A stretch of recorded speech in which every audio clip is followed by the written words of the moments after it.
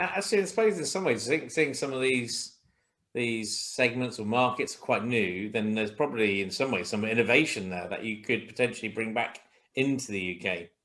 Do you ever find that sort of thing? Do you find that so far, or do you find there's too much of a, it's just not ready yet? It's not. There's too much of a divide at the moment. No, I think you see a different approach, right? So in the UK, I think there's a huge opportunity across admissions because more often than not, and this is a sweeping statement, but I think a lot of independent schools have done very well on the back of reputation and the fact that everybody wants the best for their children, and therefore you will send your child to the local independent school should you be able to afford to do so. Clearly, catchment areas have spread. Fees have gone up typically by circa 4% on average for the last decade. In many instances, that's put that out of reach for a lot of middle class citizens. So they've had to spread those catchment areas, look internationally, which is great for those that have a strong brand.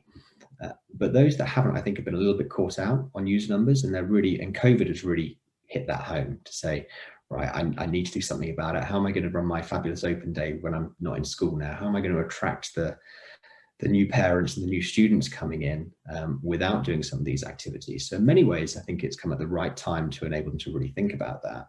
But tying that back to the international, what you just said, they're on that right from the beginning because they need to survive.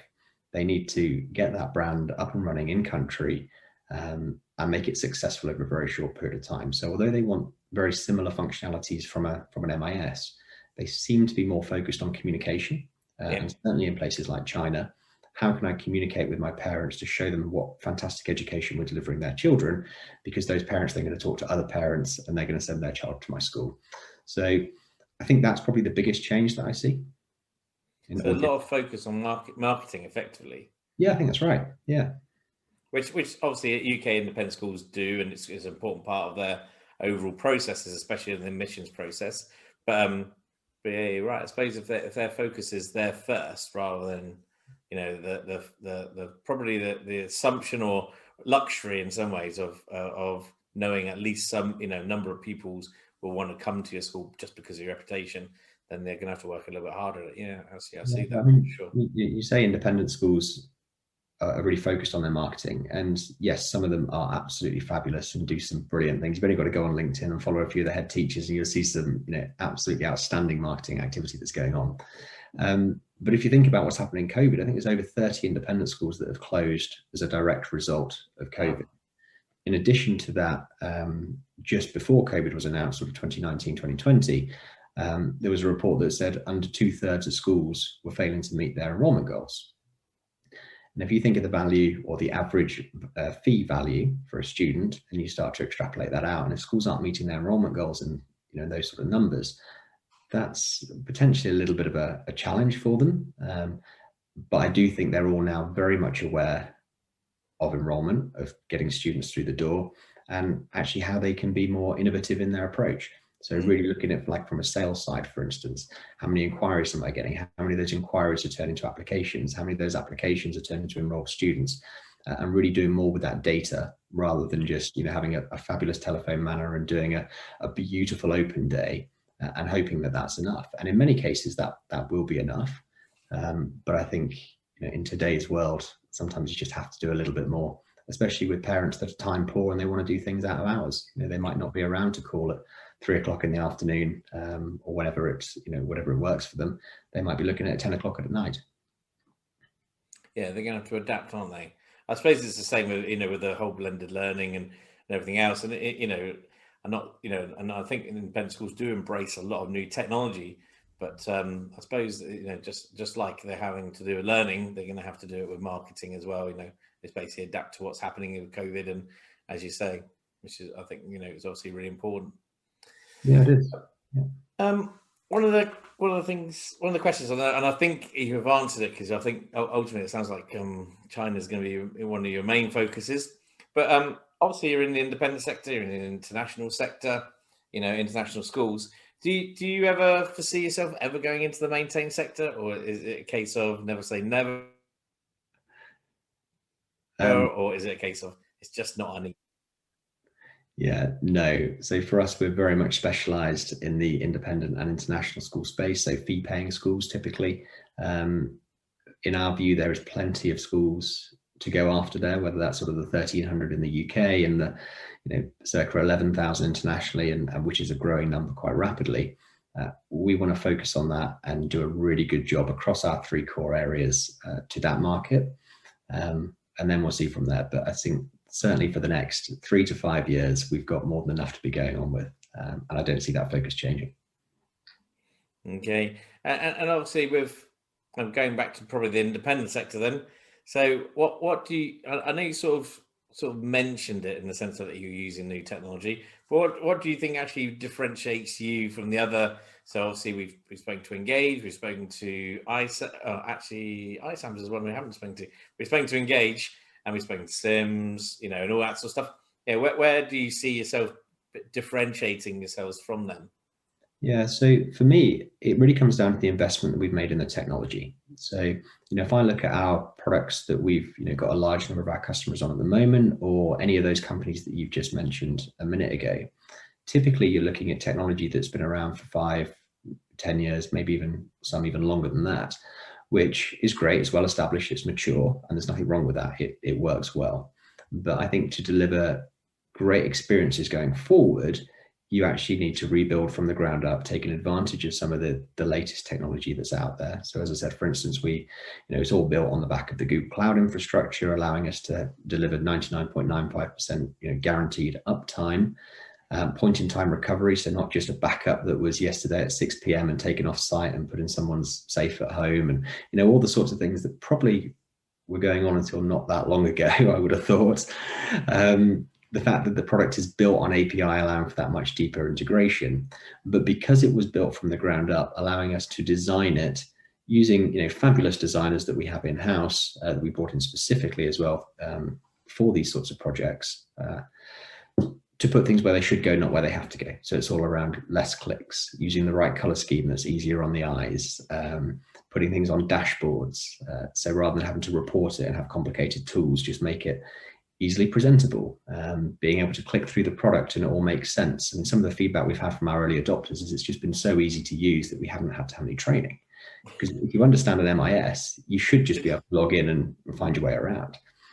Which then brings me on to something else that I think we can really make strides in as an organization, or frankly a sector as a whole, and that is around training consultancy. Typically it's done, you go on site, you deliver some training, and that's great, and a lot of people like that, and that should be an option that's there. But for me, training should be accessible and available at the time that suits me.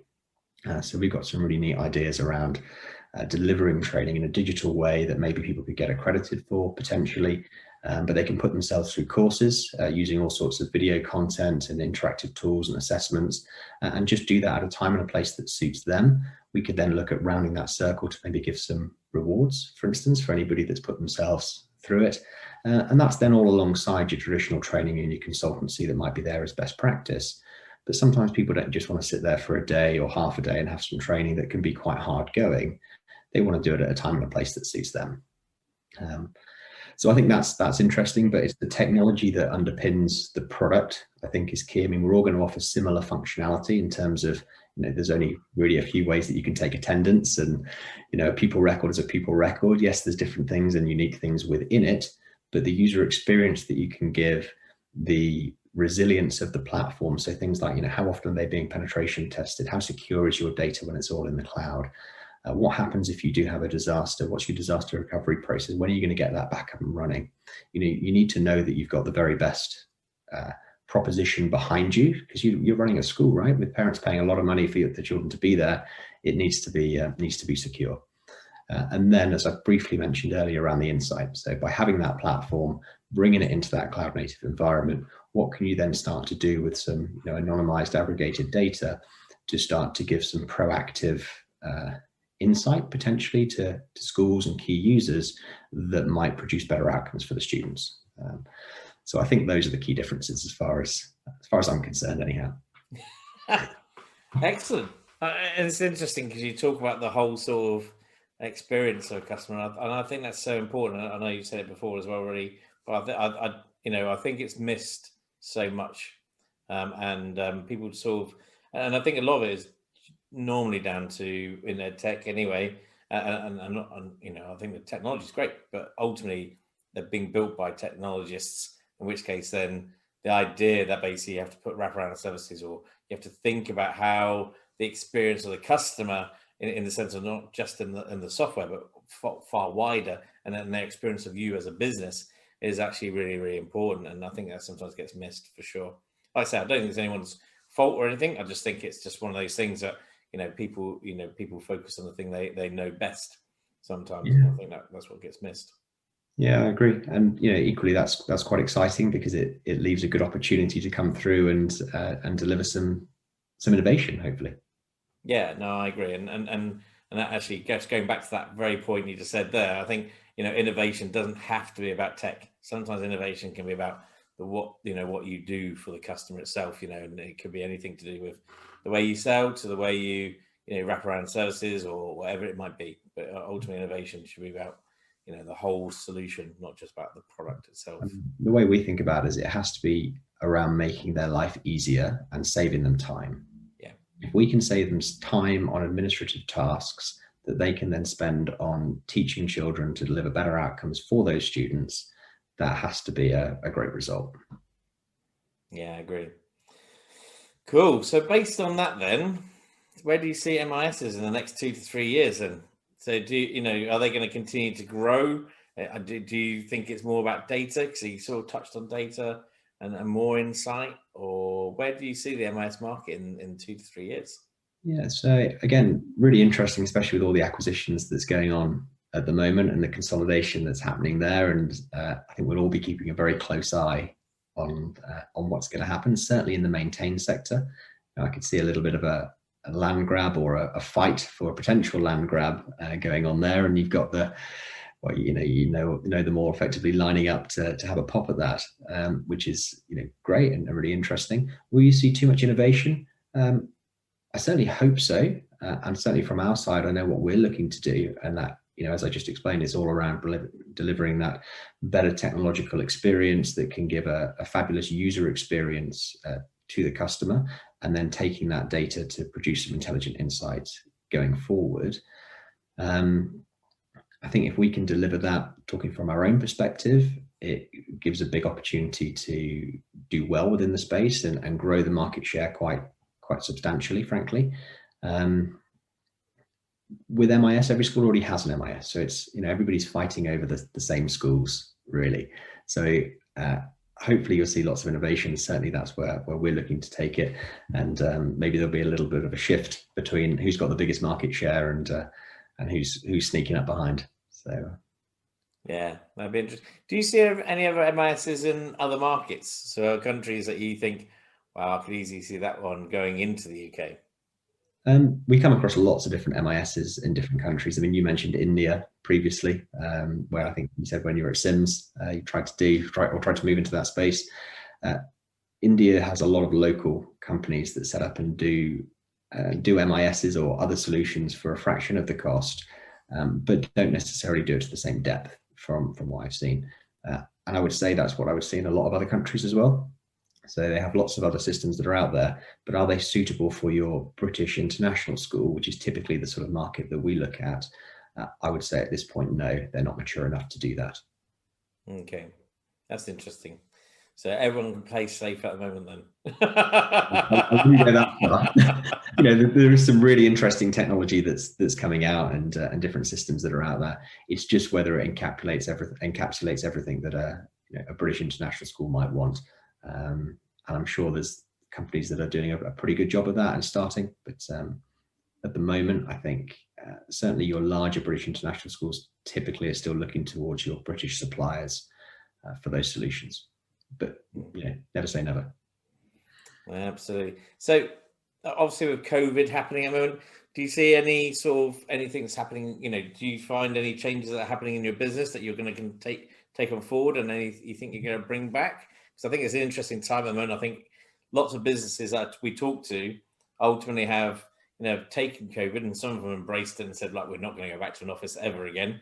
Some people are going, yeah, we're definitely going to have to go back to an office, for at least 3 days. And then you've got some is this ultimately a straightforward, yes, everyone's going back into the office, Yeah. so whereabouts, is there any interesting things that have happened because of COVID that any rules that you're going to stick to, or, Yeah, how so, I mean, has it been? for sure. I mean, it's been a really interesting time, if it's fair to call it interesting.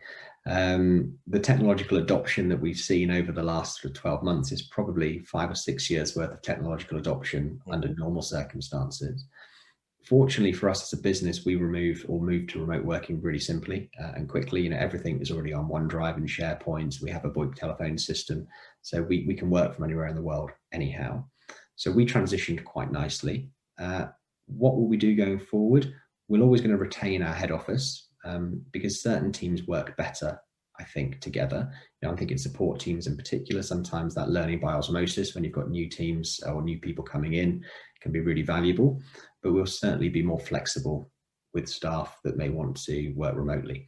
And that's actually come through in some of our hiring. So previously, we also had an office in Bristol, which was our development office. And we thought we needed a full-time development office at that point. And as a result, your recruitment is in that catchment area for those that can commute into the Bristol office. COVID has forced us to rethink that. And admittedly, most of the team, I mean, we've recruited circa 20 developers there or thereabouts over the last couple of years, into our next gen technology team. But now we're able to cast that net much wider because we've proven that actually via the likes of Microsoft Teams and Zoom and, all these tools, that you can communicate really freely, and therefore you can just look at getting the best talent no matter where they are in the world. So yeah, I think we'll always have an office, but we'll definitely be more flexible going forward. Yeah, I think ultimately that sort of middle ground area, I think, is probably the right place, because I think you need to bring people together in a number of cases, because I think it's good interpersonal interaction between teams, but at the same time, the flexibility now, the number of companies that we see who are using development teams abroad is definitely rising.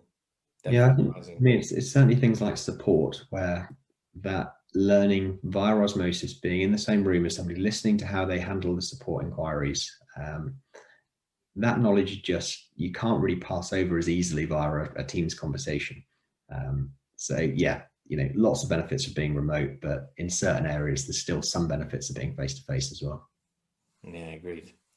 So, final question: what's next for WCBS?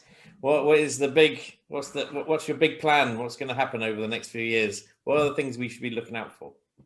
Well, master plan.